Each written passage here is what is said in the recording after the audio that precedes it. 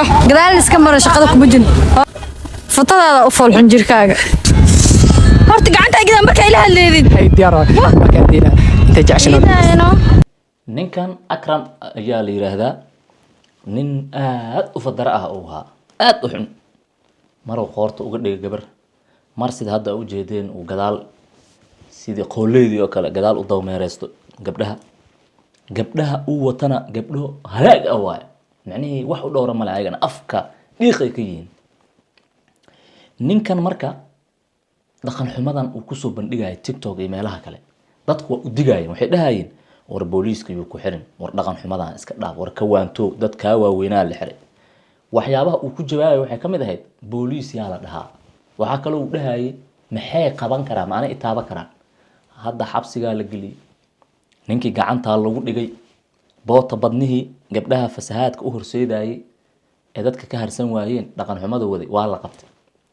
waliba xabsiga ninka meesha la gelinayo waxa lagu sheegay saldhig caadi inuu soo noqon doono xabsiga dhexe waliba niman halis dhax in loo gelinayo macnaheedu cibra qaadasho u baahan yahay ninkan nin dhaqan celin u baahan waa dhaqan celintiisa markuu waxay noqonay in la xiro dad waaweyn oo seniors ah oo gubtay oo kan u yar u 10 sano waqti ku dhow ku jira sababtu wax kale ma aha intuu sugayo xukunku inuu meeshas galaa sababtoo ninkan dhaqan xumadiisa waa loo digay fariimo loo diray wax walba la sameeyay nag fadlan si gudbi muuqaalka si ay ugu noqoto cibra qaadasho kuwa kale wali xumaatada dadka ku dhaxaaya waa la qabanaa ayagana meel ay tagi karaa malaha ninkan akram la yiraahdo markii hadaba gacanta lagu dhigay sida caadada ahayd dadka sida u baryami jireen u baryamay waliba asaga waxa la sheegay baryadiis inay xadka goosatay wuxuu ku cabaadayay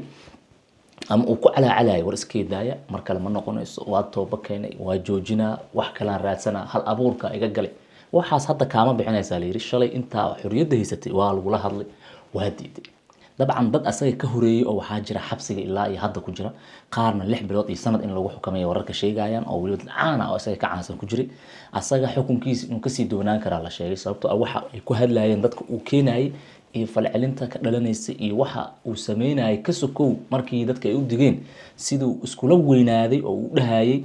ma jiri karto wax cid iga qaadaysa ma jiri karto cid awoodaas leh hadda way haysataa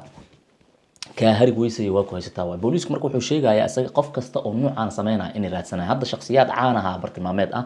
oo wali ku foogan dhaqan xumada dadkaas oo meel kasta magaalada kamid ah laga raadinayo waxa sameyn kartaa adoo shacaba waxyaabaha ugu muhiimsan sameyn karto waxa waa inaad ka hortagtid ama aad u sheegtid marka aragtid xumaatadan dadka ay qusayso ama anaga noo soo gudbisa oo gudbino waxa